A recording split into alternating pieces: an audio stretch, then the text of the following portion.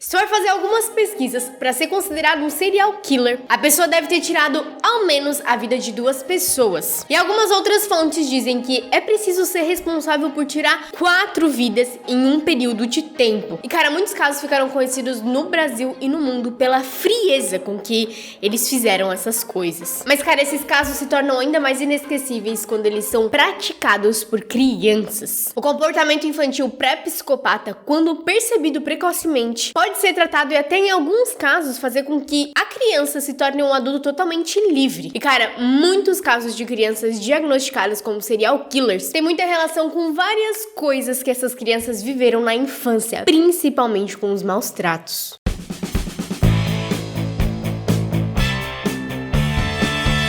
Meu nome é Amanda Machado. Se você ainda não é inscrito nesse canal, já para tudo que tá fazendo, se inscreve e ativa o sino da notificação. Assim você vai receber todas as notificações dos nossos próximos vídeos. Então já ativa o sino que assim o YouTube sempre vai te mandar notificação quando a gente lançar um conteúdo novo por aqui, fechou? E se você também não segue a gente lá nas redes sociais, já siga, eu vou deixar aqui embaixo. Em meados da década de 80, o casal Julie e Tim adotaram a pequena Elizabeth Thomas, de apenas 1 ano, e o seu irmão mais novo, Jonathan. E antes da adoção, os dois viviam com o pai deles, que tinha recebido a guarda depois de a mãe deles acabar perdendo a vida durante o parto. Só porque, como vocês já devem imaginar, o pai não era a melhor pessoa pra cuidar dos filhos, porque foi tirado dele, né? Ele era um homem realmente sádico e doentio, inclusive ele já tinha maltratado a menina diversas vezes. Até que então, ela e o irmão dela foram colocados para adoção. Só porque Tim e Julie não tinham nem noção do que os irmãos já tinham vivido antes de o casal adotar as crianças. Só que eles começaram a perceber por meio de alguns comportamentos estranhos da Elizabeth. E foi aí que eles começaram a desconfiar que algo não estava certo. A garota dava claros sinais de que ela não era muito assim saudável mentalmente. Ela maltratava animais e muitas vezes chegava até a tirar a vida deles. Agredia sem nenhum motivo o irmão dela mais novo e começou a mostrar um pouco mais tarde uma sexualidade muito precoce. Só que o problema saiu totalmente do controle quando a Beth tentou sufocar, asfixiar o irmão dela. And why is your brother afraid of you? Because I hurt him so much.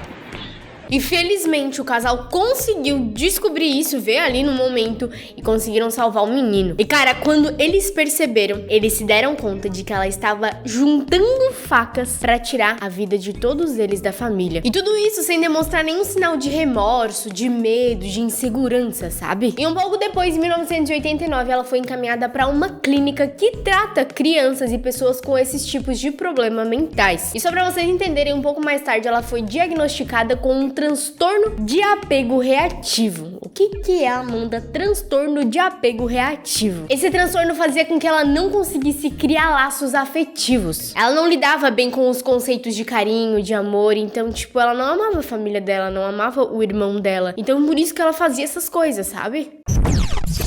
Se tem alguém que comprove que psicopatia não tem idade, esse alguém é Jesse Pomeroy, nascido em Charlestown, em Massachusetts, no ano de 1959. Jesse tirou a vida de várias pessoas a sangue frio, sendo uma das pessoas mais jovens a ser condenada à prisão perpétua. De família humilde, Jesse era o típico valentão. Com 12 anos, ele já atraía os meninos mais novos, os colegas da escola, pra lugares mais isolados, pra, tipo assim, brigar com eles mesmo, sabe? Só porque não eram essas brigas que a gente via na saída do colégio. Vocês lembram? Não sei, né? No meu colégio era muito comum ter briga na saída. Era comum isso no colégio de vocês também? Deixa nos comentários. Só porque com o Jesse, cara, não era uma briga só de socos, sabe? Era uma coisa muito mais pesada. Ele espancava, chicoteava, realmente pegava cintas pra bater e deixava cicatrizes muitas vezes pra vida inteira. Em 1872, Jesse se mudou com a sua mãe e com seu irmão pra Boston. Só que as coisas continuaram. E isso levou o garoto a uma sentença de 6 anos no reformatório de Massachusetts. Mas logo ele foi liberado. E em fevereiro de 1874, aos 14 anos, ele voltou de volta pra família. Na época, a mãe era dona de uma loja de costura e o seu irmão entregava jornais. E cara, um mês depois que ele já tinha saído do reformatário, em março de 1874, uma garota de 10 anos chamada Kate simplesmente desapareceu de Boston. Um mês depois, o corpo de uma outra criança chamada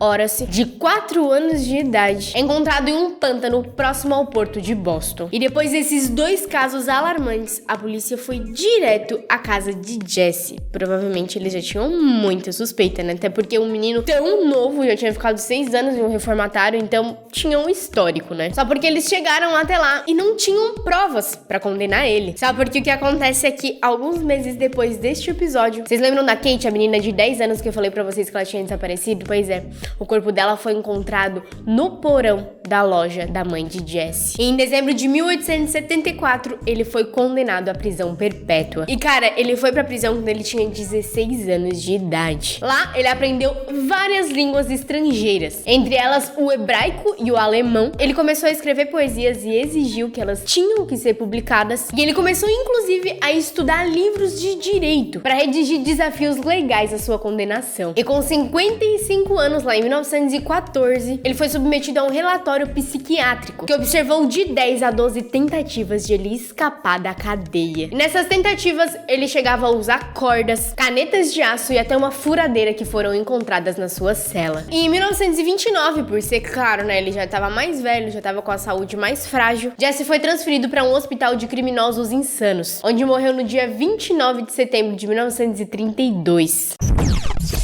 Mary Flora nasceu na Inglaterra em 1957. Sua mãe era prostituta e se chamava Beth, e deu à luz a Mary quando ela tinha apenas 17 anos de idade. E acredita-se que seu pai era Billy Bell, e os dois mantinham um bom relacionamento até que ele foi preso por cometer um assalto ainda nos primeiros anos de vida da Mary. A mãe, além de prostituta, era usuária de drogas e alcoólatra, além de ter uma relação bem abusiva com a filha e inclusive tentar tirar a vida dela algumas vezes. Gente, essa história é muito forte, eu não consigo imaginar assim. Mas ela drogava a menina com anfetamina e quando a menina acidentalmente fazia xixi na cama, ela esfregava o rosto dela ali como se fosse, sabe, um animal. A Beth inúmeras vezes tentou dar a filha pra adoção, mas ela sempre era impedida pelos familiares. E, gente, os abusos eram totalmente extremos. Eu não sei nem se eu consigo dizer aqui pra vocês, mas tipo, a mãe dela era prostituta e com 5 anos ela levava a Mary junto pra onde ela trabalhava.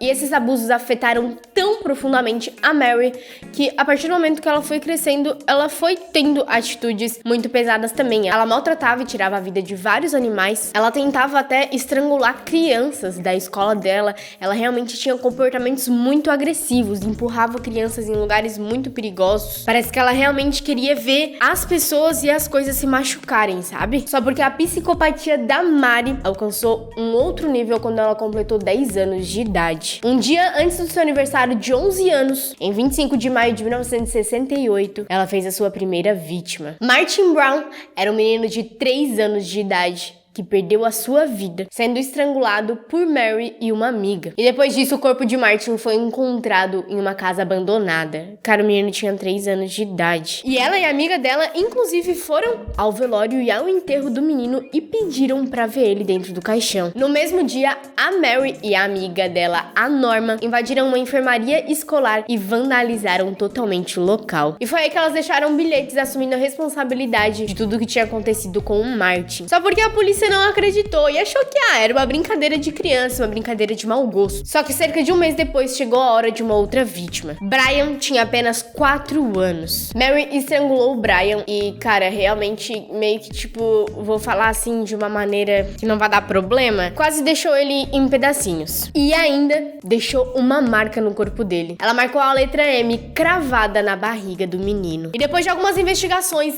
a Mary e a Norma se tornaram as principais suspeitas do crime. Elas foram interrogadas diversas vezes e todas as vezes era uma versão diferente da história. E aí eles começaram a desconfiar cada vez mais e a vasculhar. E as duas foram presas no dia do enterro do Brian. Na delegacia, uma tentava jogar a culpa pra outra, até que a Mary assumiu toda a responsabilidade. Depois disso, as duas foram levadas a júri popular e a Norma foi inocentada, enquanto a Mary foi culpada por 2 assassinatos, 4 estrangulamentos e por vandalizar a enfermaria escolar. escolar. Ela recebeu uma sentença indefinida por homicídio involuntário e aos 23 ela foi liberada depois de cumprir o tempo mínimo de 12 anos de prisão. E ainda recebeu uma autorização para começar uma vida em total anonimato. Ela teve uma filha e uma neta e junto com uma jornalista ela lançou a sua biografia. E a lei que protege a identidade de criminosos da Grã-Bretanha foi batizada como Ordem Mary Bell. E cara, é muito louco, né? Porque realmente essas crianças viveram muitas coisas na infância e olha como isso reflete lá na nossa vida adulta, né, meu? É muita terapia pra conseguir consertar tudo isso. Galera, então esse foi o vídeo de hoje. Se você gostou, deixa o seu like aqui embaixo, se inscreva no canal pra não perder nenhum novo conteúdo. E é isso, até a próxima. Tchau!